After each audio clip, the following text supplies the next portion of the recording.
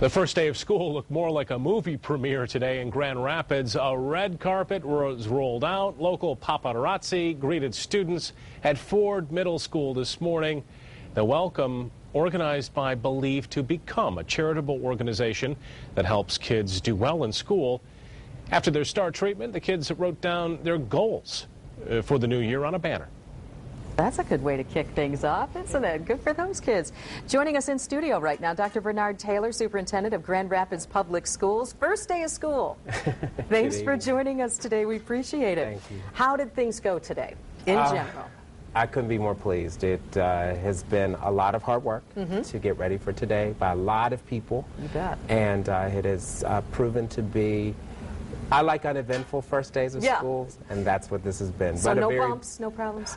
Always small glitches. Yeah. I mean, and we're working those out. But again, very gratifying that so many children were in school today, very eager to get started, and we were all ready and very happy to see the children. So how does it look for as far as how many kids are enrolled this year? I know it's a little early, but how do we look? About on par with last year, or enrollment numbers? We project that we may lose maybe 300 students, but we've been encouraged by what we've seen from previous years that that may not happen. Okay. I think that we put into place programs and opportunities for students that I think are proving to be attractive. We're very happy with the rate of achievement in all of our schools.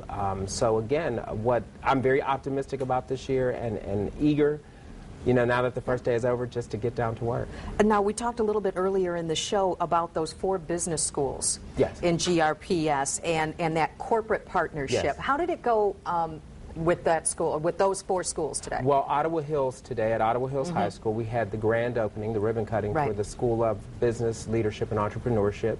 That is a public-private partnership, with Amway, Steelcase. We had representatives from Custer Furniture there with us as well, and those partnerships are invaluable. We continue our work with Spectrum Health, with the business and with the building contractors in the city, with our School of Design and Construction at Union High School. So those partnerships are invaluable, just invaluable. So what about parents that are interested in getting their kids involved in that? I know that it's going to be growing, because right now it's just 9th grade, right?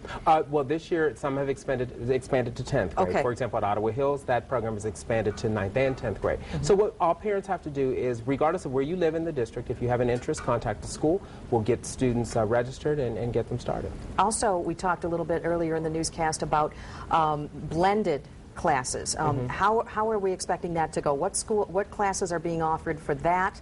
And it was a little bit controversial at first. How are we doing so far? Well, I mean, we're like everybody else in the county. This is a big year for blended instruction. I mean, we've been doing this now for 3 years. We started in our alternative schools, so this is something we're familiar with. Again, what we're working on right now is what we typically do with the opening of school. We're looking at online etiquette. We're looking at digital etiquette, digital courtesy, looking to make sure that we do simulations and run-throughs to make sure everything's ready to go. So